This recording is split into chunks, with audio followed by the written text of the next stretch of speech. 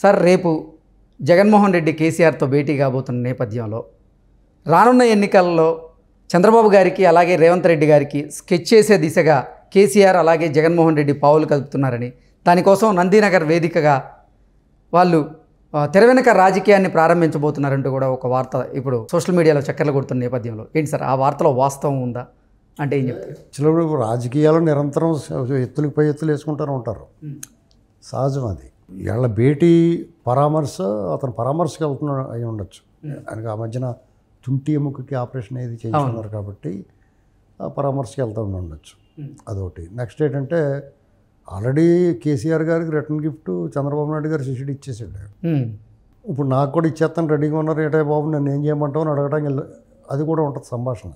నీ పని అయిపోయింది, నా పని కూడా అయిపోయేలాగా ఉంది, ఏంటి పరిస్థితి అని అడుగుతానికి అది కూడా అడగచ్చు.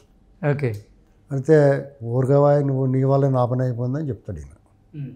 నువ్వు అరెస్టులు పెట్టావు, అదో గోల మాకు, ఎలక్షన్ ముందు పెట్టావు పెంట మాకు, మా దోల తీరిపోయింది అని చెప్తాడు. అంతే కదా. ఇప్పుడు చాలా స్వల్ప వ్యత్యాసంలో ఓడిపోయారు చాలా చోట్ల.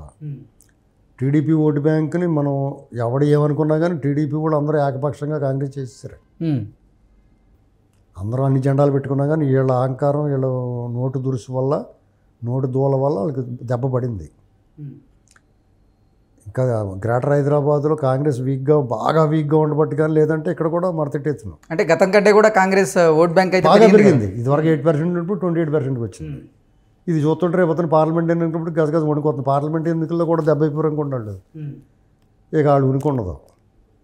కాబట్టి మరి మళ్ళీ ఏం చేద్దాం?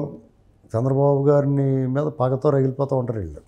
పాప ఆయన తప్పేం లేదు, ఆయన పోటీ చేయకుండా ఊరుకున్నాడు అంతే ఆయన చేసింది. కానీ అది మమ్మల్ని ఓడించడానికే పోటీ చేయకుండా ఊరుకున్నాడని వాళ్ళు అనుకుంటున్నారు. మరి చేస్తారు. ఇప్పుడు వాళ్ళు పొట్టలు వేలాడితే కరవకుండా ఊరుకుంటారు. చీమ ఎందుకు గరిసా చీమలా చూసారు వీళ్ళు చంద్రబాబు గారిని. చీమ ఎందుకు గరిసామంటే నా పొట్టలు వేలాడితే కొట్టనా అని అడుగుతుంది.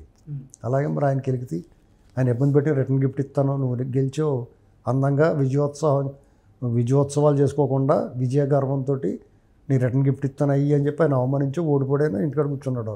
ఎవరిని ఏమంటాం మనిషి. ఖమ్మంలో బ్రహ్మాండమైన సభ జరిగినా కానీ మిమ్మల్ని ఏమీ విమర్శించలేదు. ఆ విశ్వాసం ఉండాలి కదా, మీకు మర్యాద ఉండాలి కదా. ఖమ్మంలో అంత పెద్ద సభ జరిగింది, అంత జనం దొరికితే ఎవడన్నా వదులుతాడా విమర్శించకుండానే అధికార పార్టీని? అప్పుడే గమనించాలి కదా టీడీపీ బలం ఎంత ఉందో.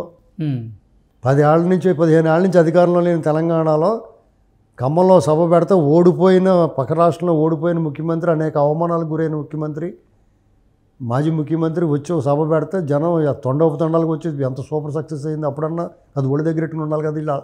వాళ్ళ వ్యవహారాల్లో మాట్లాడేటప్పుడు అవన్నీ వదిలేసి నోటుకొచ్చినట్టు మాట్లాడితే దాని ఫలితం అనిపించారు. అలాగే జగన్మోహన్ రెడ్డి అందంగా మ్యాండేట్ ఇస్తే పరిపాలన చేసుకోకుండా వీళ్ళ పొద్దున్న నుంచి అందాక ఈ 4.5 సంవత్సరాలు వీళ్ళ బారిన పడి ఎడుతూ ఉన్నాడు అతను. వీళ్ళు ఊపిరాడినవ్వకుండా చేస్తున్నాడు. వీళ్ళని ఇబ్బంది పార్టీ లేకుండా చేస్తే వాళ్ళ తరమా, వాళ్ళ ఆంతరం కాలేదు. ఈ స్వర్గీయ ఇందిరాగాంధీ గారి తరం కాలేదు. ఈ పార్టీ లేకుండా చేద్దాం. వీళ్ళ వల్ల అవుద్దా? వాళ్ళు పోటీ చేయకుండా కూడా ఓడించగలిగిన శక్తి సామర్థ్యాలు సంపాదించిన పార్టీ అది. అటువంటి పార్టీ పోటీలో ఉంటే మీరు ఎందుకు పని చేస్తారు? పైగా ప్రజలందరూ కూడా ఆహాకారాలు చేస్తున్నారు, మీ దెబ్బ తట్టుకోలేక ఎప్పుడు ఇంటికి పోతారని చూస్తున్నారు మిమ్మల్ని. గత ఎన్నికల్లో అంటే నీకు కొన్ని కలిసి వచ్చినాయి. నువ్వు ప్రతిపక్షంలో ఉన్నావు, పాదయాత్ర చేసేవు, నీకు అనేక మంది పనికిరాని వాళ్ళు పనికొచ్చేవాళ్ళు అందరూ నీకు హెల్ప్ చేశారు.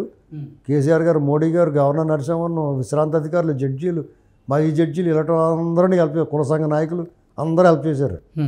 అసత్య ప్రచారాలు, స్ట్రాటజిస్టులు విషం కక్కారు.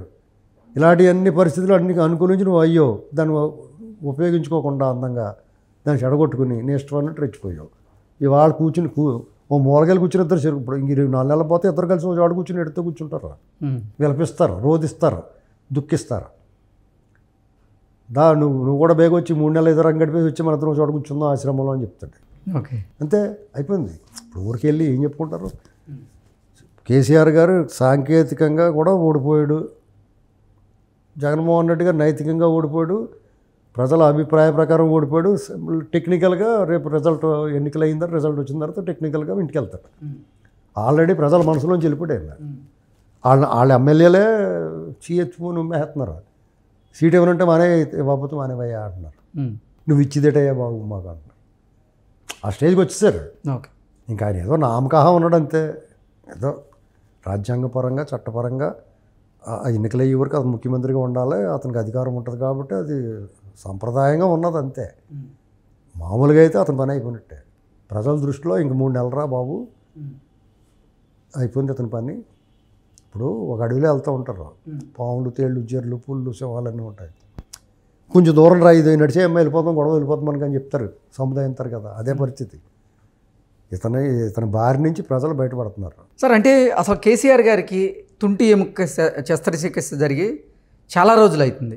ఆయన ఇప్పుడు రెస్ట్ తీసుకుంటున్నారు.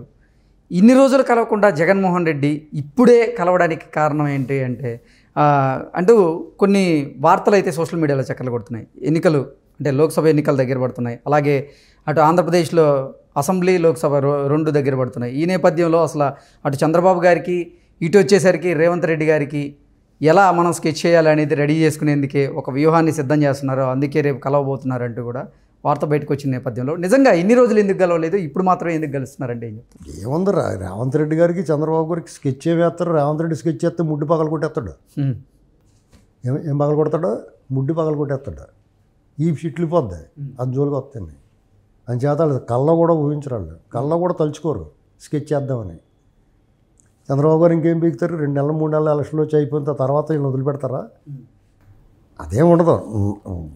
నా బతుకేమైపోతుంది, నన్ను ఎలా కాపాడమైపోతుంది, ఏదైనా సలహా చెప్పు, నేను ఏం చేయమంటావు, నా పరిస్థితి అలాగే అయిపోయింది సలహా అడుగుతాను. వస్తున్నాడు, పరామర్శిస్తాడు, సలహా అడుగుతాడు. స్వామి కార్యం స్వకార్యం ఉభయతారకంగా ఉండేలాగా ఏటో చూడు. మరి రేపు వద్దున వస్తున్నాయి కదా ఎలక్షన్లో, మనం ఏం చేద్దాం, ఏంటి పరిస్థితి, మనం ఈసారి దెబ్బైపోయాం, మనం గతంలో పని జరిగింది మనకే, ఈసారి దెబ్బైపోయాం మనం అని చెప్పి ఒకళ్ళు ఓదార్చుకుంటారు కాసేపు. చేత వీళ్ళు స్కెచ్లు గట్ట వేసి సీన్ ఏం లేదండి, ఇంకా అయిపోయింది. ఆ రోజులు వెళ్ళిపోయినాయి. అలాంటి స్కెచ్లు ఏమైనా వేయాలంటే ఇంక చంద్రబాబు గారే వేస్తాడు వీళ్ళ మీద. ఓకే, ఆయన బారి నుంచి ఎలా తప్పించుకుంటారో చూసుకోవాలి వాళ్ళు. రేపు టీడీపీ కేసీఆర్ గారు ఇప్పటికే ఓటమి బాధలో ఉన్నారు, ఆయన సలహాలు ఇస్తారా ఆయనకి? ఏముందో సలహాలు ఇవ్వడానికి దానికి ఖర్చు ఉంటుందండి. దానికి ఏమైనా రూపాయి పెట్టుబడి ఉందా సలహా ఇవ్వడానికి? ఇస్తారు, ఉంది, ఫ్రీ కదా, ఫ్రీ సజెషన్. పైగా వాళ్ళ అత్యంత ఆప్తులు, ఆత్మీయ మిత్రులు, ఒకళ్ళ కోసం ఒకళ్ళు త్యాగాలు చేసిన వాళ్ళు డెఫినెట్గా ఇస్తాడు ఓకే ఈసారి కథ. Okay okay sir, thank you.